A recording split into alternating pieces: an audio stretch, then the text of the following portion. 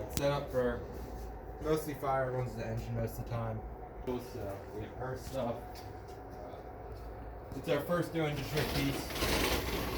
We have battery powered Hurst tools. We don't have any hydraulic tools on this one. And yeah, it's our first doing district. That's just what you get with the big tank of water.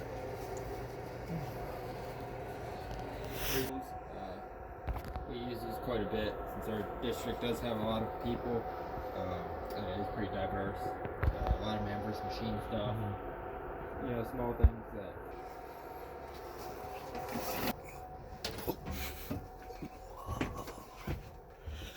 Okay.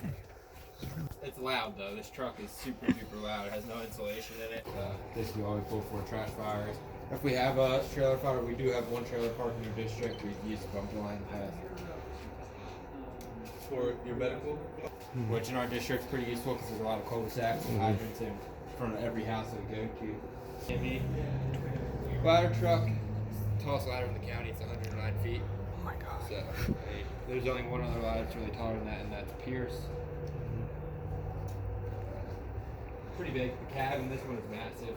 We love going to a technical rescue car or something. You have a lot of time to get ready in the back, and a lot of space for it. With the Hawk. We use a first soaked basket in this one. That's just like a driver's compartment with a cord reel. It's like our medical compartment with some lights and other stuff, Mammer's machine, neck blocks, salvage bins, saws. In here, more walk tools. This truck does carry 600 gallons of water also, which is kind of a downside to it because it makes it a little slower. Alright. So this is a newer addition on this. We just put some of our old rescue, because we used to have a rescue here, and these were on the rescue along with hydraulic tools. We added some cutters and a pair of combi tools, just in case we pull up on something, we can get started.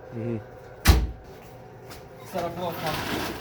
So we have two 30s, a 20, two 20s, and two 16s in the back. And then our high-rise packs are stored on here. We're also going to look forward to some equipment on here eventually. But this is pretty unique, 600 pounds I believe, or 1,000 pounds. So there's a lot of potential with that. A bunch of hooks and hand tools in the back.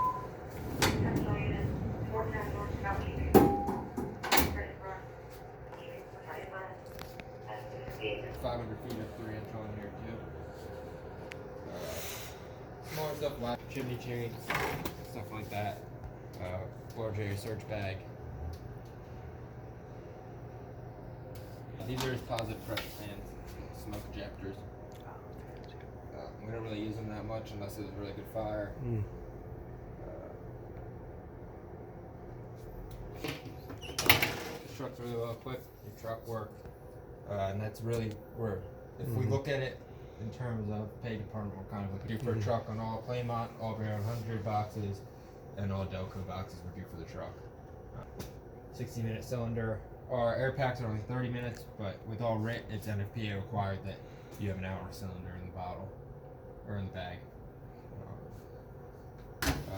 Driver compartment, we have fans, water cooler, extra fuel, fittings, and then we have the smooth bores for the master stream on top.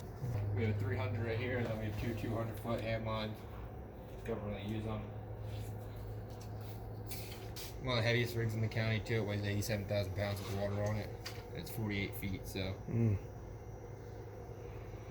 aluminum stick instead of a steel stick.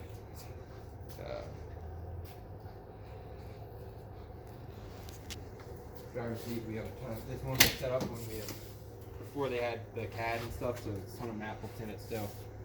It's a pretty old truck, so it helps us a lot with that.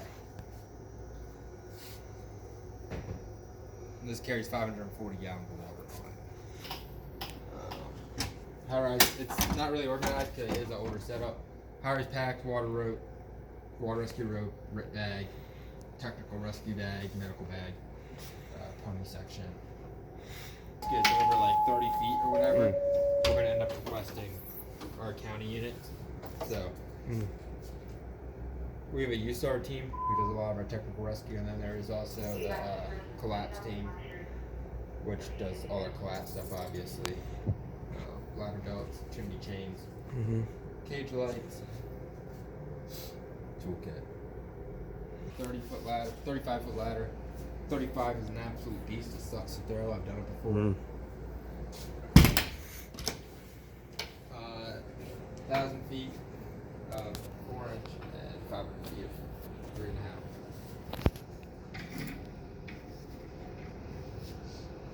3.5. Assorted hand tools.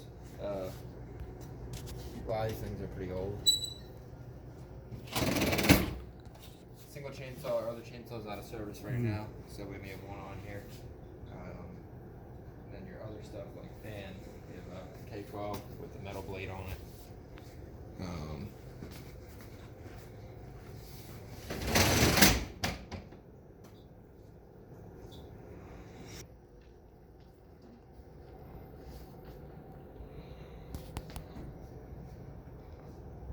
For it, the extra truck. Just because we do have the extra aerial placement, so wherever the engine pulls up, they can try to utilize the stick, and it makes it a little easier. 9 E1 rescue engine. Been having some issues lately, but we've been working on it. Driver's compartment, same thing for every single one. Rescue struts, auto clipping. And then an assortment of Hearst rescue tools.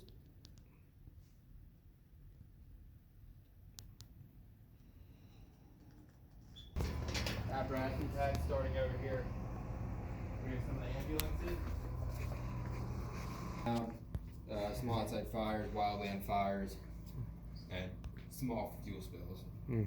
So just an F-250 with power stroke and a 250 gallon skid on the back. Here it is. There is a spec plate somewhere on it, I think on the other side.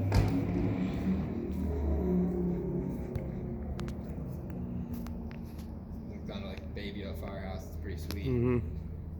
It's cool. Big granny shifter into the floorboard. Really hard to drive. We bought from Michigan.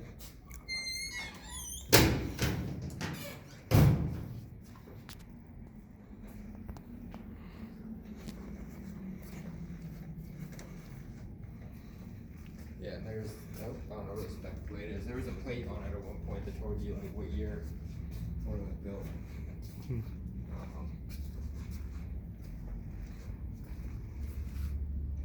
All that cool stuff. We just had a funeral of 75-year pictures throughout the years. Old posters and flyers. And apparel and badge, shield section. They then go into district command. The chief is riding here. So our deputy is riding on the ring.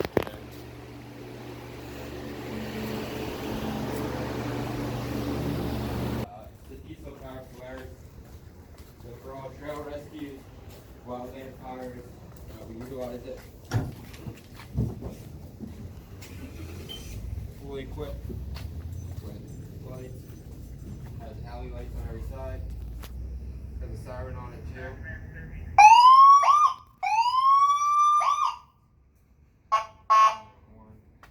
The horn's going for the Polaris. Pretty cool. But yeah, it's really torquey since it is a diesel. And it's pretty quick, it goes 30 miles per hour. It's not too fast, but two Connex box with windows on each side. So we practice VES and we smoke it up. And it has, looks like a house with a kind of drywall and all that.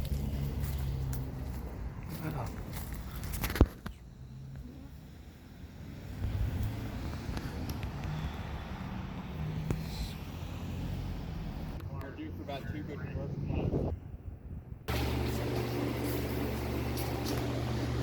There should be a point and they have an air pack in case it's go interior.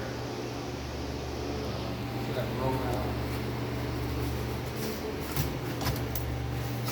Roll out whiteboard. It should fold.